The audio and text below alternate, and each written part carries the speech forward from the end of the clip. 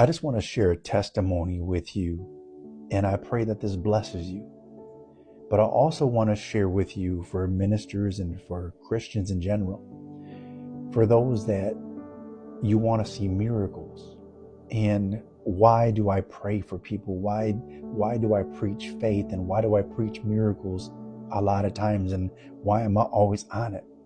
See, until you see their faces, until you see the tears, until you see the power of God move upon their hearts and their lives, it does something to you.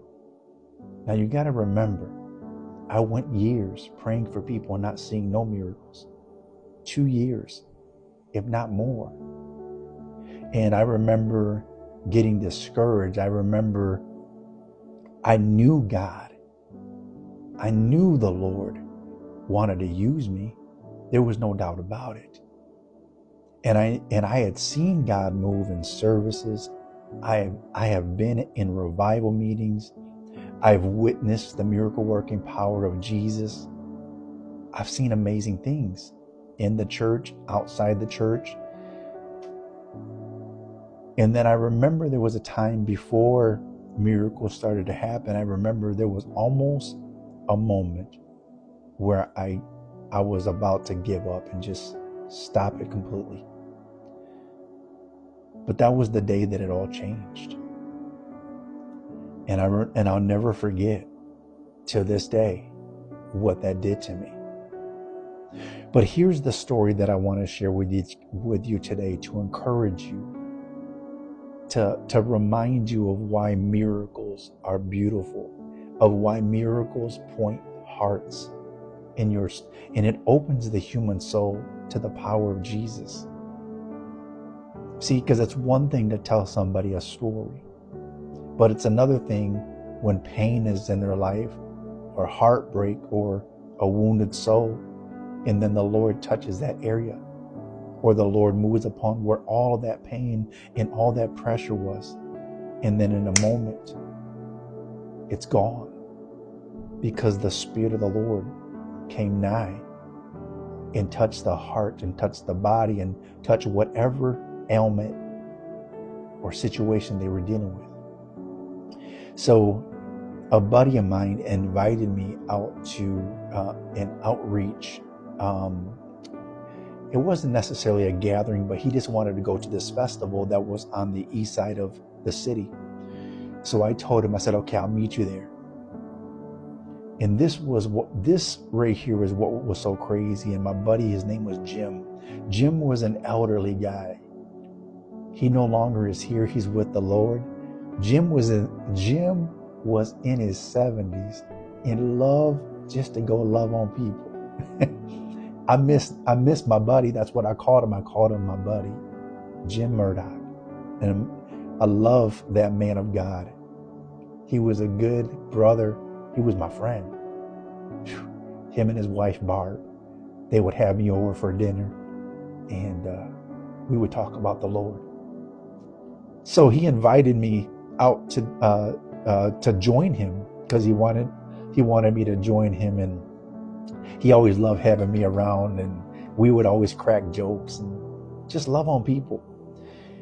So I'm literally there. I arrived and I'm there less than 10 minutes. Now watch this. I'm there less than 10 minutes. And we're getting ready to walk into the entrance part of where this festival is going on. And out comes this grandpa and grandma with their grandson. Now, the grandma was holding the grandson like walking, but then holding him, and he was just resting his head on her stomach side, on the side, and he was holding his head at the same time. And when I looked at the boy, and I can tell the grandma was kind of distressed, and I looked at the boy and I could tell that he was in pain. So we're walking towards the front, they're walking out, and I looked at the boy and I knew instantly, pray for him. So watch this. So I said, excuse me, ma'am. I said, sir, first I went to the grandpa. I said, sir, I said, is everything okay? I said, is this your grandson? And he said, yes, this is my grandson. I said, is he okay? He said, no, he's not. He goes, that's why we're leaving. I said, may I ask what is wrong? He said, well, he deals with tremendous and heavy migraines. And I said, I just smiled. And I just said to the man, I said, is it okay if I pray for your grandson? And then the grandma said, sure. So I just went over to the little boy. I said, how you doing, buddy? I said, it's okay. Just stay right there with grandma. I said, I'm just going to pray for you. I'm just going to put my hand on you, okay? So I put my hand on him. I just kept my hand there. And I just, Father, I thank you that you love your son. And I command right now in Jesus' name for this migraine to loose him and to let him go right now. I didn't shout. I didn't get Pentecostal or charismatic. I didn't do a praise break. I just kept my hand right there. I go to lift my hand. Now watch this. I go to lift my hand. Now you got to remember, people are walking in and out. People are all around us. My buddy Jim was there with me. And all of a sudden, the little boy takes his head off of grandma's side. He begins to big-eyed. He got big-eyed. He looks at his grandpa. He says, Grandpa, it's gone. My headache is gone. Grandpa, my headache is gone. Grandma is standing there. She don't know what to do. Grandma, tears just started flowing down her face. I asked the little boy, I said, be honest with me. I said, is the pain gone? All of it. He said, it's not there no more. He says, it's not there no more. Thank you. And he reached his little arms. He put his little arms around me. He says, thank you, sir. Thank you. Thank you. I said, no, thank you. I said, thank you for letting me pray for you, because Jesus wanted to touch you today. So the grandma then looked at me and said, sir, thank you so much for taking the time. Thank you. Now, what if I would have missed that moment? Now watch this. There's more. So the grandma and the son go to walking. The grandpa didn't walk with them.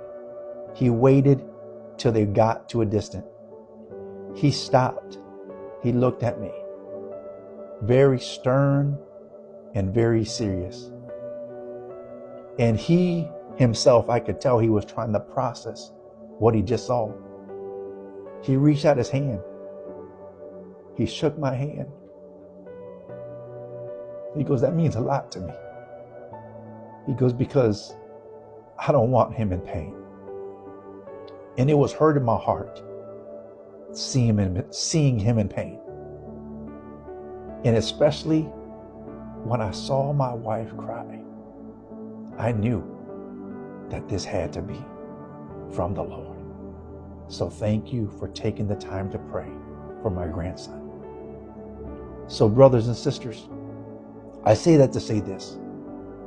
Miracles point hearts to Jesus. And you never know who you're going to impact. You never know who you're going to touch.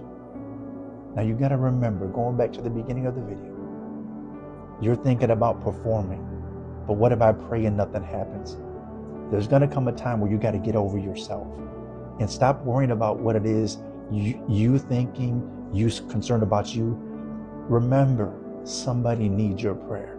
Somebody needs for somebody to step out. Because if you don't step out, who will? I could have easily let those people walk by me.